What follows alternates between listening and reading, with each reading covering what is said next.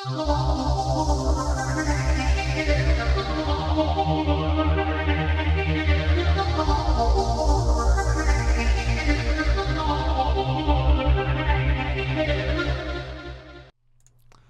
and welcome to the SportsByte podcast. I am joined today by Chris Thornley and we are going to talk all things Sunderland and North East football. So how are you doing, Chris? Not too bad, Connor. How are you? I can't complain. Taking over nicely. Nice. So it's been a busy week at SportsByte Towers. Plenty to talk about when it comes to Sunderland AFC. So we'll crack on with them straight away.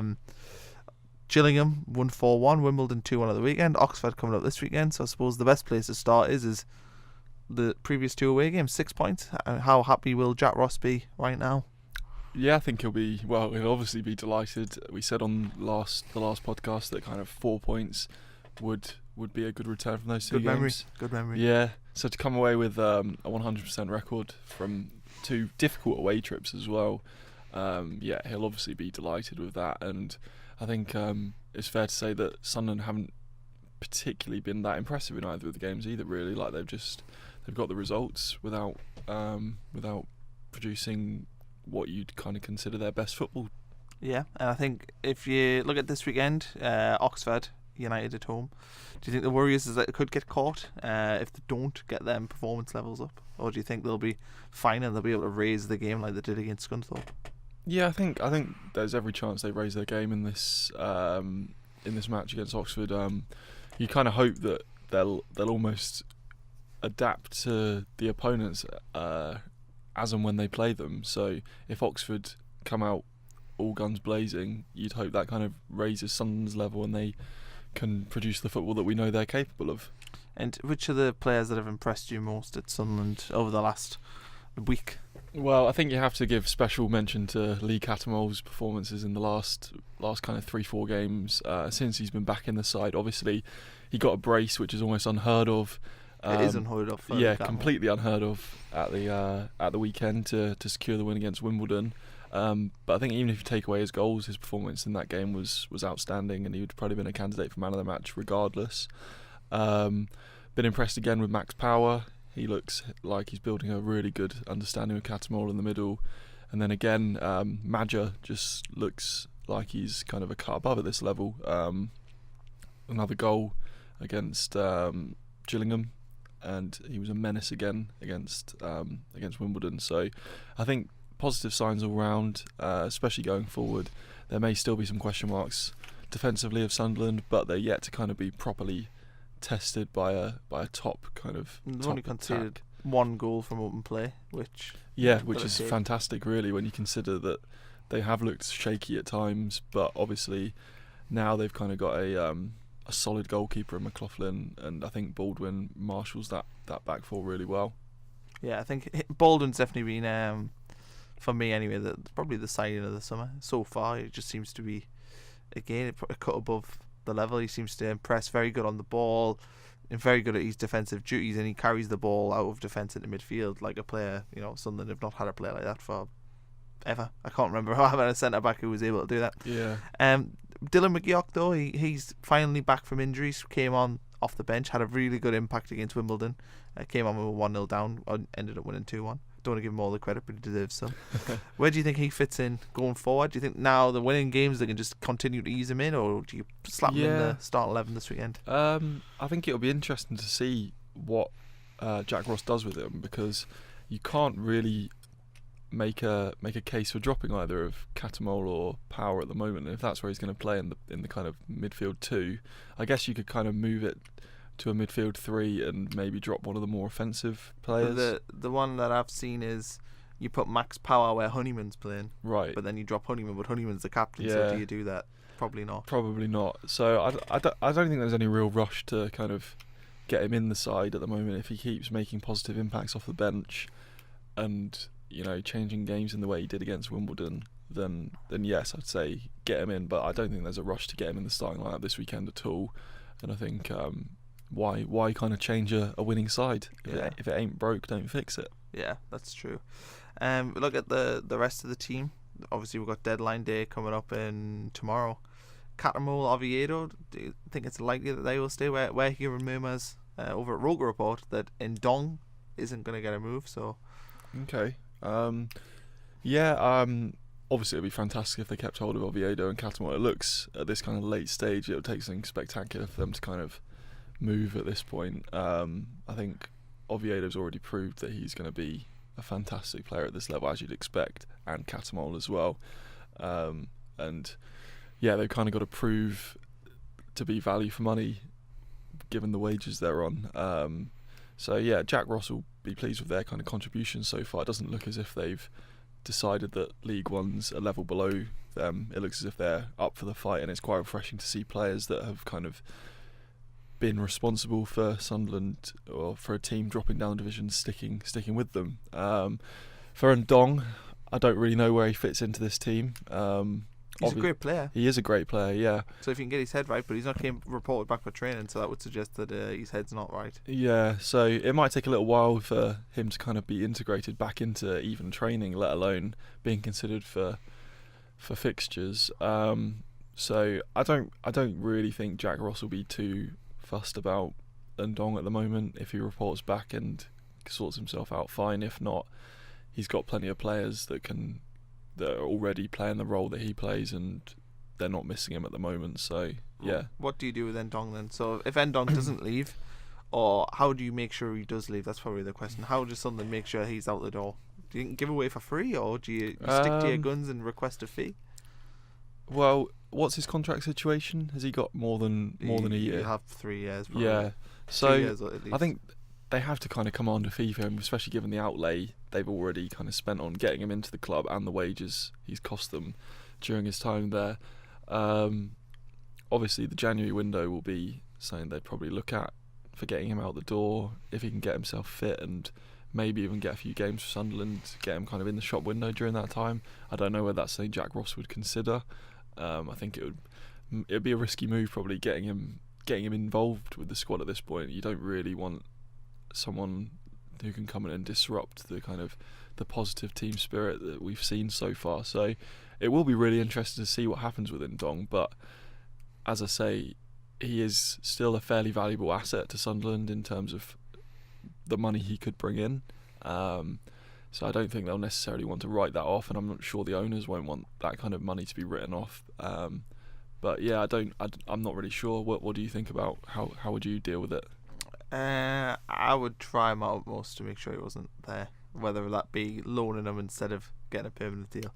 And I think if you can just get the wages off even until January, give him a team for 6 months, and then you'll play, or give him a team at the end of the season. As long as you're not paying the wages, and if he has a good year out on loan, then you might be able to get a fee next summer, or even different than that. If they're back in the Championship, then maybe they could even keep him. Yeah. I don't know. I think loaning them at the minute probably makes the most sense, provided that they won't be contributing any of his wages. Well, would the issue not be that the reason he's not gone is because teams are completely put off by the wages he's requesting? I think it's a mix of everything, to be honest. I think it's agent fees, wages. I think it's just the issue is when you give people, say, I don't know what actually Ndong's on, but say he's on 40 grand a week, you can't expect him to cut it after he's had it cut 40%, because obviously he had that wage cut. You can't expect him to cut it anymore. No. But realistically, that's not. I'm not going to say it's not fair because he's a multi-millionaire, but that's not. It's a different world, isn't it? Yeah. Yeah. You wouldn't ask anybody else to cut that wage 40 and then cut it, say another 20. So. Yeah. So looking ahead the weekend, Oxford, do you think Sunderland have got a good chance? I mean, everyone would, I suppose, probably have them on their accumulator this weekend. It seems like a home banker. Oxford, third bottom in the division, did win their first game at the weekend, but yeah, you'd kind of think Sunderland will be overwhelming favourites for that one. Yeah, I can't really see any other result than a Sunderland victory, to be honest. Yeah, I'm assuming you feel the same. Yeah, I would think Sunderland should probably win the game. I think you look at the way they played last time out at home, where they won the game after half an hour, to be honest. I think they were 3-0 after 28 minutes. I wouldn't be surprised if it was similar, but the issue is, though, is you don't want the fans and the club need to sort of not expect that every week. Yeah, because I mean, if Oxford, I don't believe for a minute the crowd would turn against it, but if Oxford are winning 1-0 with 10 minutes left on the clock, sort of like what Charlton were on the opening day, you've got to make sure you stick with them. And they are going to be teams, they're not going to win 23 home games, are they? So, No. Maybe Oxford might be the one who takes a point from the Steamer Light, and you just got to make sure that doesn't, knock the plan. I mean, I'd love to see the Steamer Light be that much of a fortress where they won, say, 20 of the 23 home games, but I don't think it's realistic to expect that. They're expecting, I think, around 32,000 there at the weekend, which would be another fantastic home attendance. Yeah, I think the record average was Man City, who had about 28. So I think it's one of them where if Sunderland can keep above 30, they'll sort of get that little bit of self-pride to say, we are the biggest team to have played at that level. Like Charlie Methven said when he was on the Rogue Report podcast. I'm just going to say this podcast. He was on this podcast. So yeah, Sunderland, and then Fleetwood after that. Do you think these two games, we did the last two as a package together, didn't we? These next two, 6 points, 2 home games, Fleetwood and Oxford, or 4 points? I think, well, if you're taking 6 points from 2 away games, you've got to be looking at 6 points from 2 home games. But then again, given how well they did in those 2 away games, it gives you a little bit of a cushion. So 4 points would be a fine return. But there's no way that Jack Ross will be kind of expecting anything less than 6 points. I think it's a case, if they win this weekend's game, then the Fleetwood game, stupid to say it's a free swing, it's not, but they've picked up points where they probably looked at that and said 7, I think, realistically, from the Wimbledon game, the Chillingham game, and then this weekend's game. I think 7 points would have been a fine return, and then the Fleetwood game on top. If they get a draw, it's not the end of the world. The important thing is, especially at League One level, is momentum, and you can't really, especially when they're in such good form at the moment, to drop points would just be unnecessary at this point, because I think there will be a time during the season where they do possibly go into a 3-week period, where they're struggling to pick up results. So if you've got kind of 12 points from 4 games at this point, that's kind of, it gives you a little bit of a cushion to allow a slight drop in form. How unrealistic do you think it is for Sunderland to have a season like they did in 1999? I don't know if you'll know, but they finished 105 points in the Championship and went up. How unrealistic do you think it is to get to that level, 105 points? Do you think they could beat that, or do you think that's just, don't worry about it until the end of the season when you've got a chance? Yeah, I think it's one of those where it's nice to have that kind of target in place and it's something to kind of aim for, but at the same time, I don't think anyone at Sunderland would complain if they went up with, say, 90 points or even less. Getting into the Championship is the most important thing. If they get to the end of the season, they're comfortably clear at the top of the table and there's a chance they can get the record, then go for it. But I think at this point it would be, it'd be maybe too complacent to go for records, to even talk about records. So I think the important thing is just get the points on the board, get a gap on your rivals, and then you can worry about the records once promotion's secured.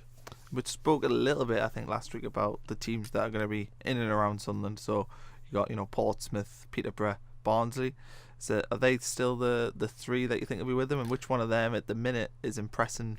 Yeah, Peterborough at the moment are looking pretty impressive. They're 5 straight wins. 5 straight wins, and they've been scoring a lot of goals. Well, I was listening to the Not Top 20 podcast this week, and they were saying that Peterborough have had the best strike conversion rate. They've had only 4.5% of the shots against them have went in. They've had the least amount of shots in the box, all them sort of things. That makes you wonder if maybe they're in a bit of a purple patch that's going to be unsustainable. Position, yeah. I think, they lost a lot of goals from last season with, was it Jack Marriott leaving? But they did keep Marcus Madison. They have replaced Marriott with Cummins. Yeah, and Cummins has been superb so far this season. So, I think they've definitely got a good enough squad to kind of challenge towards the end of the season. And again, Barnsley and Portsmouth look strong as well. But I think at the moment Peterborough are looking the most impressive, and the goals they've been scoring and the rate they've been scoring them, if it is unsustainable, then it's probably good they're getting it kind of out of the way now. And I think, but I'd still back Sunderland to be the favourites for the title. So Sunderland, then you're saying Peterborough, you're going to go Portsmouth or Barnsley? I'd say Peterborough, and then Barnsley for me. See, the thing about Barnsley is they've just sold Tom Bradshaw, which makes me wonder, where, if you're selling your star striker essentially. I know he wasn't actually the top scorer this season, but you're selling the striker of his name, his pedigree at that level. It makes you wonder, where is their ambitions? Yeah. So it'll be interesting to see really how that plays out. It seems odd too that the 4 teams have made it clear that there's 4 very good teams and then the rest are a little bit of a notch below. I think for Sunderland the test is going to be when they play these teams, one of them, and see what happens with it. Right, we'll jump into talking a little bit of non-league. Gateshead, we'll start with them. We'll work our way down. So what's been happening? Well, when we spoke last time, they'd started the season fantastically. Were they unbeaten last time we spoke, or had they just lost their first to Bromley, I think. Yeah. So now they've kind of that run of form seems to have drawn to a close really. It's sat pretty much in mid-table now. They've kind of, I guess they've regressed to where we kind of expected them to be, if not still a little bit higher than where we maybe expect them to be. But yeah, they haven't won in their last 4 games now. Lost to Halifax on the Bank Holiday Monday, drew with Leyton Orient on the Saturday, and yeah, they lost to Bromley last time we spoke. So I mean, it's not a disaster. An away game to Halifax. 2 big home games coming up though. Exactly, yeah. So if they get the 6 points there, then we're talking about a playoff team. But if they don't pick up, and if they get less than 4, then you think, it's going to be another year of consolidation. Mid-table. Which, to be fair, I think their fans and their kind of their owners would be happy with, because a season where so much has changed, the whole playing squad, as we mentioned last time, has kind of basically changed. The whole setup's changed. Like, obviously the manager's still in place, but we thought they were in big danger of going down. So if they can kind of consolidate themselves in mid-table, I think they'd be perfectly happy with that, and then they can push on maybe next season. But I mean, as we've seen with their start, they've got the talent there to. It looks like home form is going to be key. Obviously, they've won 2 of their 3 home games. That bodes well, I think, at this level. I think Gateshead's always a hard place for teams to go, because obviously the distance is the furthest north. Yeah. The ground itself is a unique sort of stadium with the running track. You're very distant from the pitch. I doubt the players can even hear the crowd. It must be. It's a unique sort of situation for teams to sort of go to, and I think their home form is always going to be massive. Yeah. Over the course of the season. Yeah, I mean, if they can kind of match the home form of those that will be at the top of the league while picking up points here and there away from home, there's no reason why they can't push towards the kind of the top half and the playoffs. Yeah, I mean, they were a playoff team. Previously, they have made the playoffs. Always been generally around there. I mean, they must be heading towards 8 seasons or so at this level. They seem to have been in the conference for they've had a couple while. Of seasons where you thought maybe this will be the year they kind of push on, but it hasn't quite materialised for them like that. So it'd be lovely to see them in and around the playoffs again. We'll just have to kind of wait and see how it pans out for them. Yeah. Blyth Spartans, which is my area, they've had a difficult start to the season, to say the least. Obviously they had that 8-1 win against Chester, which papered over a lot of what's been happening, but since then 3 games since I think we last spoke, and it's 3 defeats. Oh no, it'll be 2 games, 2 defeats. But 3 games overall, 4 games without a win. It is looking a bit scary for Blyth. York City down to 10 men early on, then York went down to 10 men, and a contentious penalty cost them the game in the end. Later on, then conceded a sucker punch in extra time, added time. So it's a shame they lost 2-0 at York, and then the game against Chorley had won 5 in a row at that point. Really good start of the season, and Blyth, the game matched them, deserved a draw, in all honesty. Couldn't get there, 2-0 down, got a penalty for 2-1, and sort of they've thrown all their energy to getting 1 goal back. It seemed like they ran out of energy to get the equaliser, and they've got a big game this weekend against Altrincham. But then after that, Kidderminster, hard game.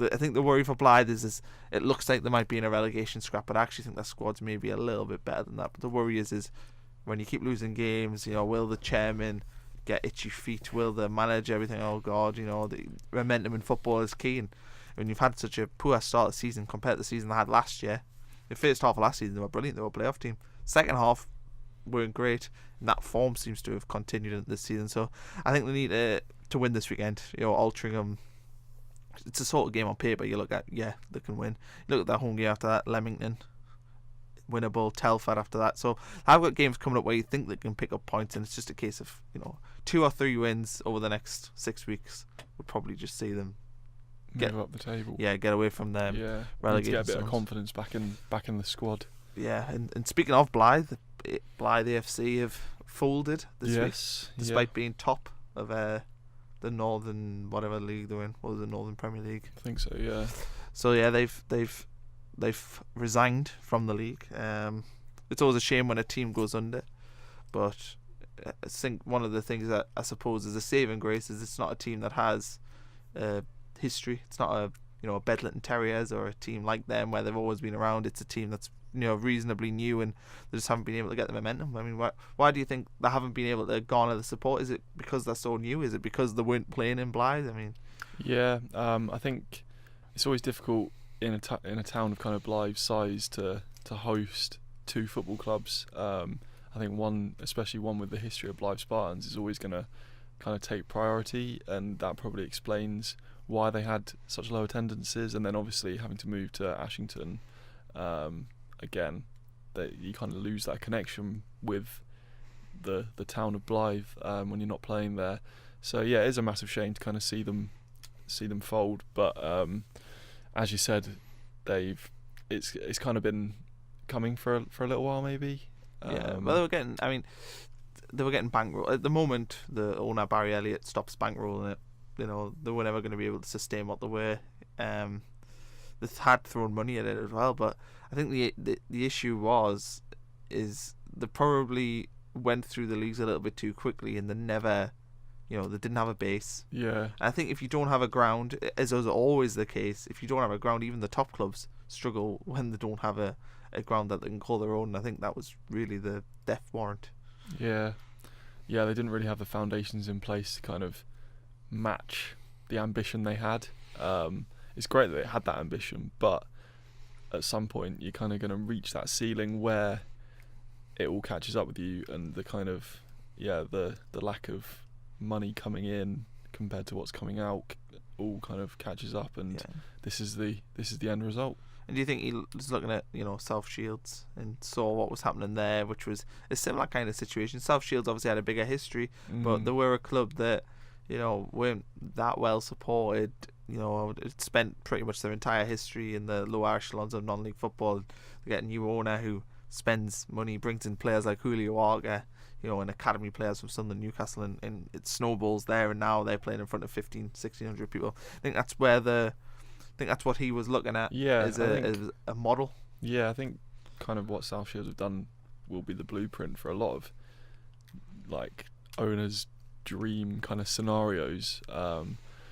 But I don't know how kind of realistic it is to maybe South Shields are kind of a unique team in that regards, in that they had that connection with Julio Arca, and as a result that brings in fans. Players want to play alongside Julio Arca. Yeah. And it's a difficult situation to replicate elsewhere. And Sunderland were playing horrendously. Exactly, yeah. It kind of helped that fans were disillusioned with the big northeast sides, and they were looking for some exciting football elsewhere. And it was kind of almost the perfect storm for South Shields, and they're still flying now.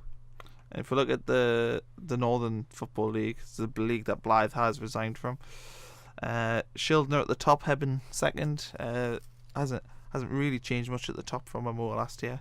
Obviously, Blyth AFC were the team that was running away with it. 104 their games, they've gone now. So I suppose it's good news for some of the teams in the league in a cynical way, because they've lost a competitor. Heading into this weekend, there's a few FA Vars games.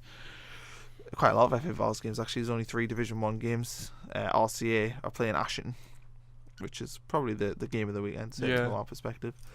And last weekend, it was midweek. RCA beat CM Red Star. We're going to talk a little bit about that one. Wasn't that one there? That was the one with the incident before the game. Yeah, do you want to give a brief synopsis of what happened, Chris? Yeah, so obviously wasn't there, but from what we've read online and from kind of reports from SportsByte reporters, the game was kind of marred by an incident pre kickoff where masked men encroached onto the pitch and attacked one of the coaches. I can't remember which side it was of. I think it was CM Red Star. Attacked one of the CM Red Star coaches, left him needing stitches, which is obviously a completely unacceptable incident to happen. But they didn't postpone the game. Delayed just 15 minutes. Yeah, it seems a bit strange to me. I guess it was a coach, so if it had been a player, maybe they would have postponed the game. Do you think that it reflects the result? I think it must do, really, because I don't think the gap between CM Red Star and Sunderland RCA is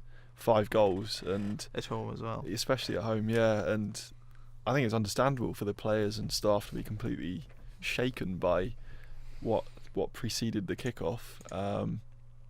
So yeah, I'm not sure why that game really went ahead. I think every reason for it to have been postponed, but it did go ahead, and Sunderland RCA ran out 5-0 winners, which is obviously a great result for them.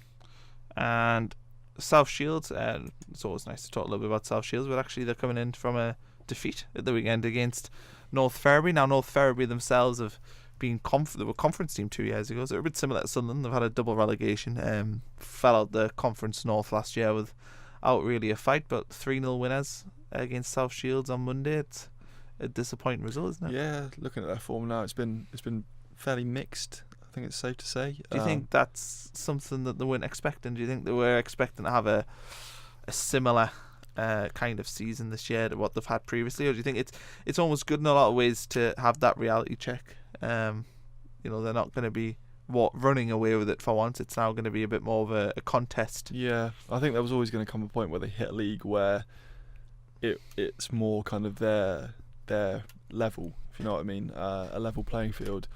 And this may well be it. Where it appears to be it, having lost 3-0 on Monday. Then they won 3-0 at the weekend, and then it's been up and down, hasn't it? Yeah, the Tuesday before they lost 4-1 at Farsley.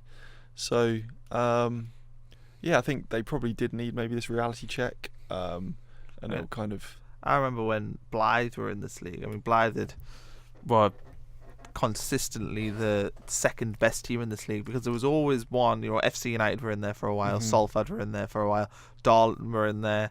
There was maybe Boston were in there for 1 year. There was so many teams that were big, had big budgets in that league, and only 2 go up. And if you don't, the playoffs is a lottery, isn't it? I remember Blyth made the playoffs 2 years, and despite finishing second, always got beat in that playoff game at home for whatever reason, the occasion. Once you're in that league, because there's only one automatically going up, and then it's essentially a lottery otherwise if you go up in the playoffs, it's a really hard league to get out of. It's going to be difficult for South Shields to sort of get that momentum, and especially I think they're going to target on their backs as well. I think teams have seen, they have got money, and I think that often means that you've got that sort of, we've got to beat them because they're only here because they've spent X, Y, Z. So I think it's going to be interesting to see how they go for the rest of the season. I certainly was expecting them to be doing a little bit better. I mean, 9th in the league, but a negative 2 goal wins difference. and 2 losses so far. I mean, it is still early days, and they are only 3 points off the top. Nobody's got a perfect record so far. So I think maybe this kind of opening 4 fixtures will be a bit of a reflection period for them, and they can work on the training ground and push on from here, because I mean there's still no reason why they can't go up from this division, but as you say, it's been mixed so far. But if you look at the next 2 games, Nantwich on Saturday, Nantwich 3rd, Stalybridge Celtic on Tuesday, Stalybridge Celtic 2nd. That could be, I mean, if South Shields maybe weren't to pick up at least a win from that could be it's sort of a scary situation for them. They've never really been in that position. It'll be interesting to see how the fan support as well. They're used to just seeing them win every week. Will that, necessarily? I'm not saying that South Shields fans are fickle. That's not what I'm saying. But they've never been tested. Yeah. They've never ever had to go through a spell where they weren't winning games. Be interesting though for South Shields to sort of get an idea of where they're at. I think these next 2 games are going to sort of tell us what part of the league they're going to be in. Yeah, I mean, 2 teams that look as if they're going to be at the business end come the end of the season. To get positive results from that is a must, really. You need to be beating the teams that are going to be around you if you're to get out of the division. And the defeats they've had, North Ferriby, they've had... That's their only win so far. Yeah, that's their only win. So it's interesting. I mean, it is early, obviously, so you don't want to read too much into it, but it could be a different kind of season for South Shields. Quickly run through the Wearside League. Wolveston, 8 wins, 33 goals from 8 games. That's... Can't really ask for much more, can you? No, not much more to say about that. 100% record, but they're still only 2 points clear because Hebburn Town reserves have 7 wins. And Hebburn Town have got a lot of money as well, haven't they? So they have, yeah. I presume their reserve team is benefiting from that. Then you look at the bottom of the league, Bolton, CA 6 defeats. Coxo Athletic, just the 1 point from 6 games. So it's looking. It looks like there's already a clear looks gulf bad for that, yeah. between top and bottom. Yeah, but I think that always tends to be the case at this level. There'll be teams that run away with it and teams that really struggle for a variety of reasons. You know, when you've got people who are working full time, they can't necessarily midweek games and all that stuff added together. Yeah, it can be difficult. So I think that pretty much sums up. I think we've covered everyone we were aiming to cover beforehand. Is there anyone we've missed? I don't think so. I think we've got everything boxed off. Yeah, pretty much. So yeah, 30 minutes. That's what we always aim for as well. So it's a perfect day all round. Really, it's, well done to us. Pat on the back. Yeah, and we'll be back next week. This podcast will, although you'll not be here, though. I don't want to overcommit and say I will be here, but I might be here. Who knows? Yeah, you might be here. So it might just be me talking next week. That'll be fun. No, are you here next week? I'm not sure. Yeah, you're not sure. So this finishes though on Friday. This rule. No, next week. Next week, but you don't know about holidays or that sort of stuff. Yeah, I might not be here still. Okay, well, but we'll see. I'm sure you can find another guest. Yeah, I'll just pluck one off the street. Yeah. Cool. Okay. Well, thanks for listening.